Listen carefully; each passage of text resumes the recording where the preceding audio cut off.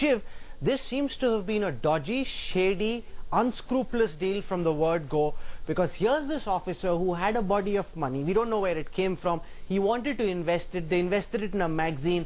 The business went kaput, and that's how the friction between this senior army officer and his business accomplice began. Give our viewers more details.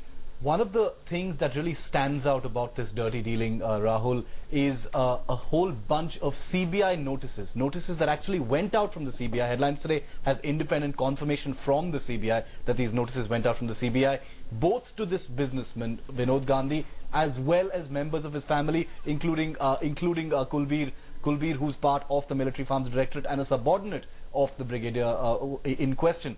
Now, the fact is that all of these notices were fake. The CBI has confirmed that all of these were fake. The army is in touch with the CBI and asked them, our sources tell us the army has asked the CBI to identify possibly who the person may have been who was in collusion with this brigadier. So what we're talking about here is fake notices that have gone out from the CBI with the principal intention to intimidate a business rival or a person with whom a business deal has gone wrong.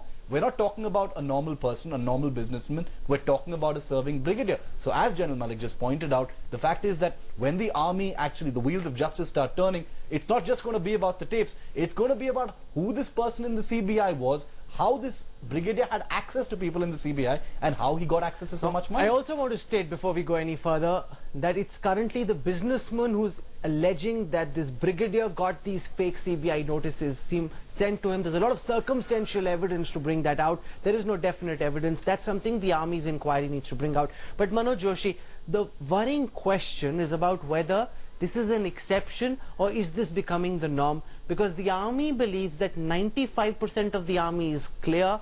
It's corruption-free. There are few dodgy elements. They're saying, we're investigating this. Don't make a big deal about it.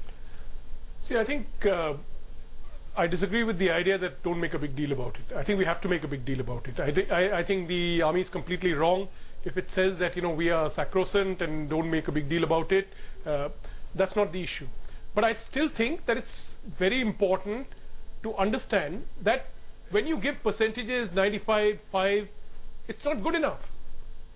The Army needs to be 100% clear. Meaning, I don't think we can say that 5% of the elements are bad and therefore, in the other parts of society, 40% are bad or 50% are bad. That's too much of an excuse. And I think that recent cases that have been there has been a tendency that the Army doesn't seem to understand just exactly where the moral compass is. Meaning, I've seen this, we've commented on this, written on this, for example, on cases relating to Kashmir. When they in the 90 to 2000 period, whenever cases came up before the Army was harsh. They cracked down immediately. Subsequently, you find that there's an Army tendency to try to cover up on issues. Chitti Singhpura is one instance. The recent case, Machil encounter, again the Army is trying to backpedal. And then of course the question is, then you have someone like Shrikant Purohit, who is accused of being a terrorist, being involved in the Malegaon blast, etc. Now it's been 2 years, and I'm surprised that he's still in the Army.